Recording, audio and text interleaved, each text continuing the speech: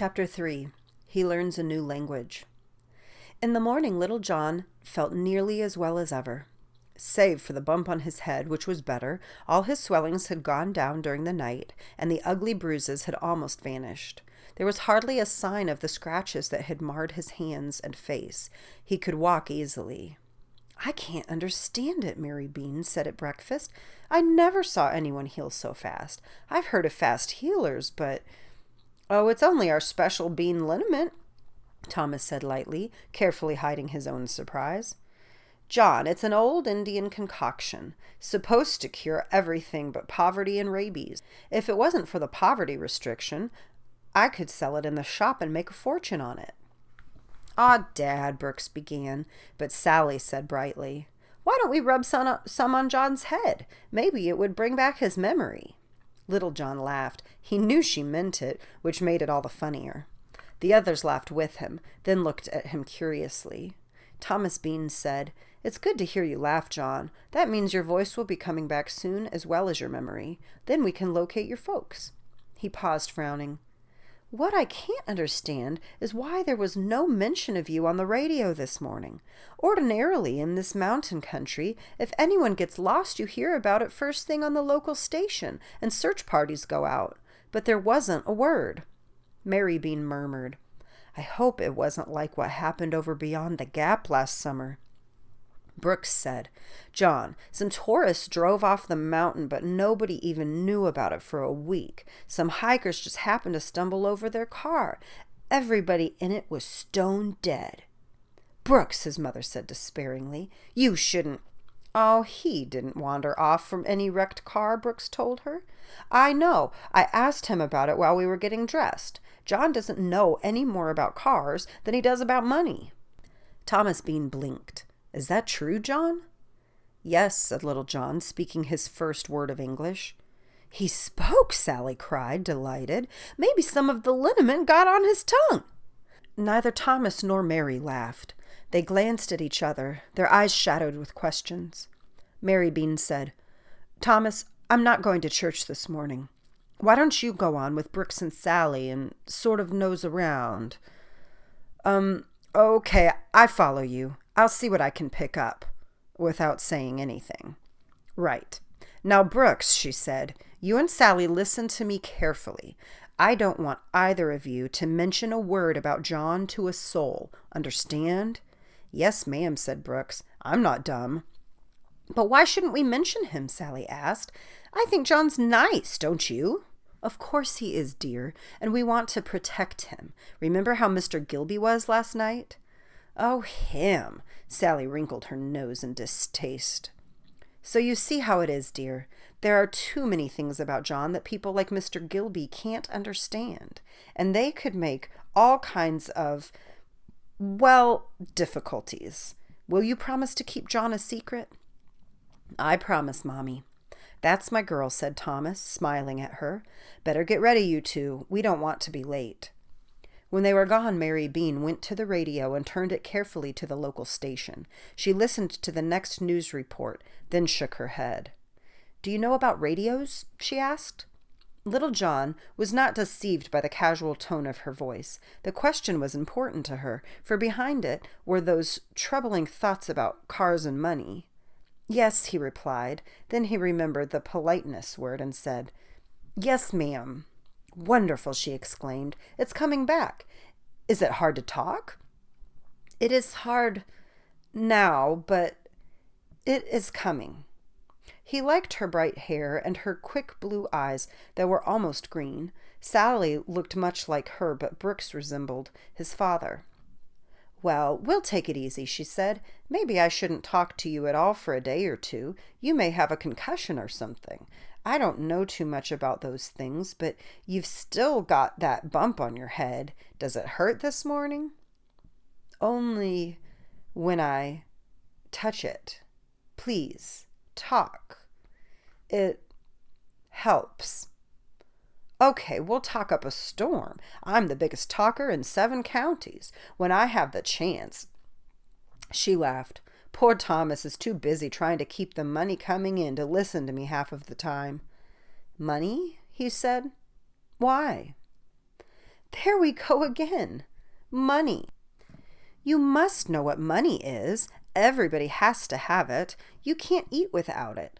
Though we manage pretty well, what with a garden and the stuff I can from it, plus chickens and a cow.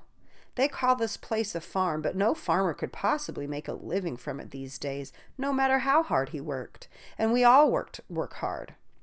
Thomas is no farmer, but he refuses to live in cities, so he studied geology after the war and managed to buy this place and start the rock shop. That's where our money comes from, mainly during the summer from tourists. She stopped, her eyes crinkling. Am I talking too much? Oh, no, please. Please talk more. All right, about money. Are you absolutely certain you've never seen any before? Absolutely certain. And the same for automobiles? They are strange to me. And you're getting stranger to me by the minute. Mary Bean sat down, and he was aware of her growing bewilderment as she stared at him. His own bewilderment matched hers, but he fought it down while his mind sorted the dozens of new words he was learning. Words were used in patterns, and they had to match the patterns that thoughts came in. It was very easy, but it took time. Suddenly she jumped up. John, I'm going through the house and point out things. I want you to tell me whether they are familiar or strange. You know about radios, so you should know about TV also. It is like radio, but has pictures? Yes, television. We don't have a set. We've been using our extra money for books, but we hope to get one soon. Television. It seems familiar. Good. What about books? She waved to the shelves of books flanking the fireplace. Familiar, he said instantly. Can you read this one? She handed him a copy of one of Sally's books. No, I cannot read this. That's strange. I get the feeling you're older than you look. Anyone who speaks English ought to be able to read this. Oh dear, I didn't realize maybe English isn't your language. There is another language I seem to know. Now we're getting somewhere, she exclaimed happily. If you could speak a little of it, maybe I could recognize it. Little John looked out of the window and let his mind rove over the greening valley in the distance. Suddenly he began to hum a little song about valleys. The humming changed to singing words. He wondered where he had heard it. Mary Bean clapped her hands. That was beautiful, John. Beautiful. Her bewilderment returned. I thought I knew something about languages. My father taught them in school, but this is a new one. How long have you known English? I don't know it yet. I only began last night. She shook her head. Say that again?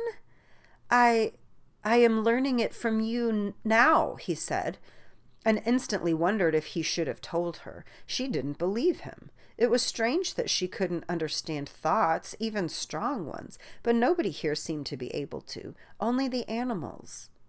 John, she said very patiently, do you know the difference between truth and falsehood?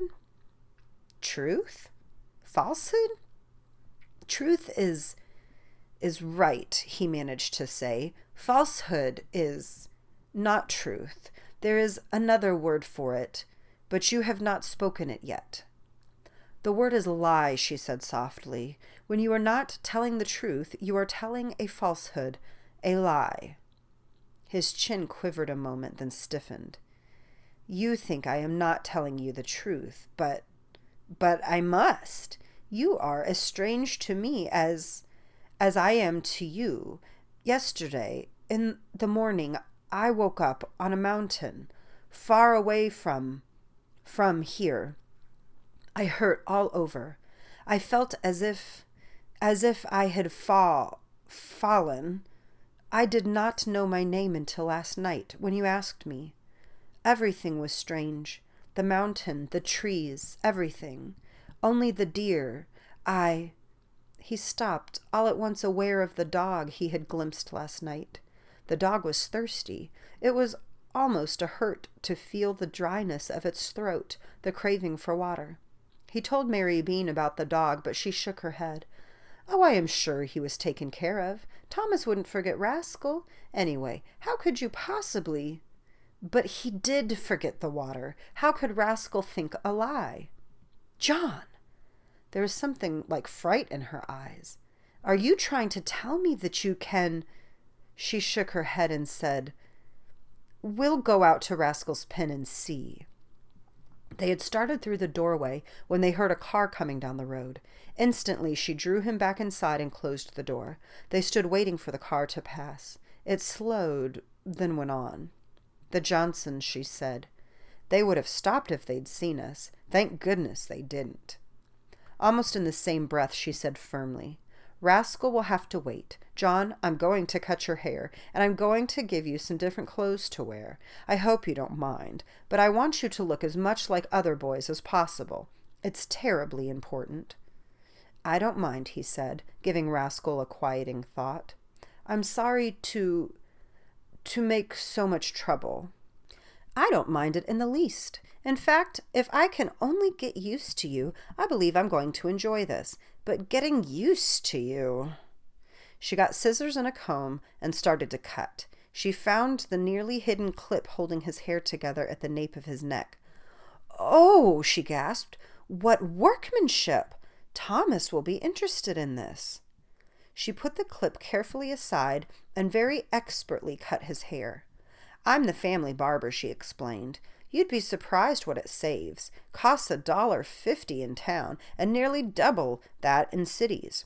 That's $6 a month for Brooks and Thomas. Now let's see. Clothes. Most of Brooks' old things went to the charity collection, but I've saved the best for Sally to play in. They ought to fit you. When he was finally dressed in faded jeans, a fairly good shirt, and a light zipper jacket, she surveyed him critically. We're short on shoes, she said, but I think your boots will pass if you keep your trousers pulled over them. Next, we've got to think up a story to explain your presence here. I know. Thomas had a pal in the Marines named Jimmy O'Connor. He married a French-Moroccan girl when he was stationed in North Africa. They were both killed in the trouble there recently, so who's to know if they didn't have a son about your age? You do look, well, a bit foreign. I don't see why we couldn't call you John O'Connor and say we'd sort of fallen heir to you for the time being. But that would not be the truth, he said, wondering. Oh dear, there we go again, she sighed and sat down frowning. John, in this day and age, with the way things are, truth, the exact truth, is often a hard thing to manage. There are times when it could cause needless trouble and suffering. Things must be very wrong if truth can cause trouble, he replied simply. She sighed again. You're probably right, but that's the way the world is. Even in little things, we often tell white lies to save people's feelings. White lies? Well, take Mrs. Johnson. She makes her own clothes just as I do, but she's never learned to sew well, and she makes the ugliest dresses in the community. Still, I wouldn't hurt her feelings by telling her how ugly they are. I usually think of something nice to say about them. Little John was puzzled. But that's not right. How can she learn? It's wrong to make things ugly. Why, if she's wrong, should her feelings... Oh, John, I don't understand you, she shook her head. Listen, dear, to avoid trouble, I'm afraid you'll have to be Jimmy O'Connor's boy until we can find out more about you. I don't dare tell the Johnsons or the Pitts or some other people that you're a strange boy from nowhere who has curious clothes that won't tear and curious ideas that don't fit, who has never seen money or cars before, and who can talk to... She stopped and again was aware of the flicker of fright in her mind. Quietly, she said, Let's go out and see if Rascal really is thirsty.